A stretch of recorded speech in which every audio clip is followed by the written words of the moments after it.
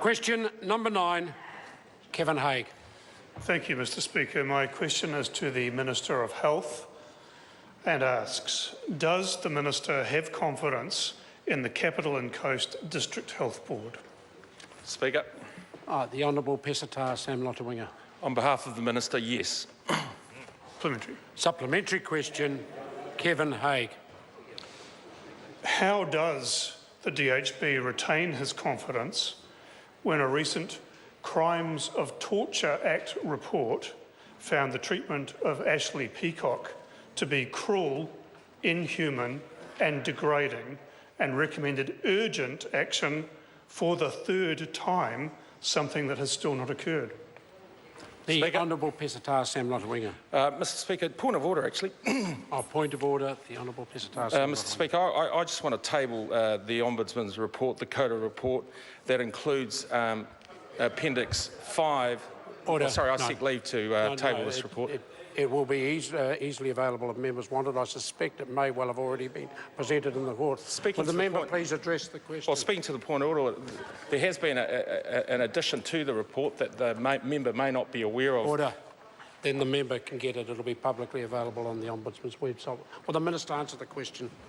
Mr. Speaker, on behalf of the Minister, the report has an Appendix 5 which states quite clearly that the client has some of the highest and most complex needs of any client that we have managed in our mental health services. And sir, I repeat, the DHB is working with the Ministry of Health to find a resolution for this person. And in terms of seclusion, which that member has constantly referred to, I repeat that in 2014, the client in question had 68.25 hours in seclusion, and in 2015, that was 360. Supplementary. Supplementary question, Kevin Hague. Does the Minister take ministerial responsibility for the performance of the Capital and Coast District Health Board in the care of Sam Fisher, who killed himself while in the DHB's care? The Honourable Pesata Sam Lotu-Iiga. Mr. Speaker, on behalf of the Minister, you know, certainly my thoughts and sympathies go to the family of Mr. Fisher. That member will know that the District Health Board has commissioned an external panel of experts to do a review of some of the incidents within the District Health Board. The Ministry has consulted on the terms of reference of that review, and the report is expected within the next few weeks. Supplementary. Supplementary question, Kevin Hague.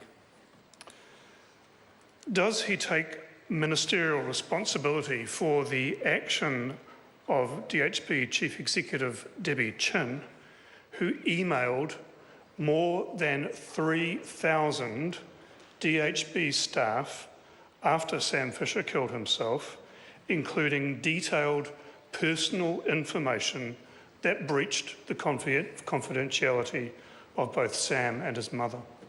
The Honourable Pesata Sam Lotu-Iiga. Mr. Speaker, I've not seen the contents of that email, so I can't make any comment as to its veracity or what was in the email. Mr. Speaker. Order. Point of order, Kevin Hague. Yeah, thank you, sir. I appreciate that the Associate Minister is in a tricky position answering questions. What's the point of order? The point of order is that both this supplementary and the previous one commenced with whether or not the Minister took ministerial responsibility, and in neither case has he addressed that point. And I considered both of those questions very carefully. I acknowledge they are difficult issues and difficult questions. On this occasion, I think the Minister addressed both those questions to my satisfaction. Supplementary. Supplementary question. Order. If I hear one more interjection today from the Honourable Ruth Dyson, I will be asking her to leave the chamber. It has been constant throughout question time. Once more, and that will be it. Supplementary question, Kevin Hague. Thank you, Mr. Speaker. How can the Minister retain confidence in Capital and Coast DHB when latest figures show that 40% of children and young people needing mental health services were unable to get an appointment within 3 weeks, and 80 didn't even get seen within 8 weeks?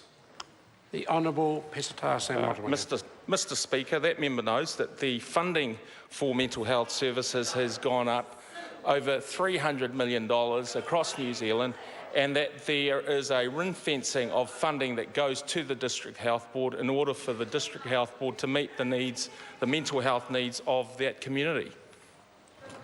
Point of order, Mr Speaker. Point of order, Kevin Hague. Mr Speaker, that answer did not address the question of I'm afraid confidence. I think it did. The question was, how can the Minister retain confidence in the particular District Health Board? Gives the Minister a very wide ambit in answering the question. The member might not agree with it, I might not agree with it. I'm not responsible for the answer, but it was certainly addressed. Supplementary question, Kevin Hague. With 5 major independent reports on mental health failings in the last year, ongoing issues with seclusion and ombudsman reports, privacy complaints, unreasonably long waiting times for young people, and the largest number of suicides on record, what possible excuse can the Minister now have for still blocking a nationwide urgent inquiry into mental health services? The Honourable Pestar Sam Nottingham. Well, Mr Speaker, there are issues certainly within the Capital Coast District Health Board. There are reviews that are going on. There are expectations set out for that District Health Board to report on its performance, particularly in the area of mental health services, but that does not result or should not result in a nationwide inquiry into mental health services. Question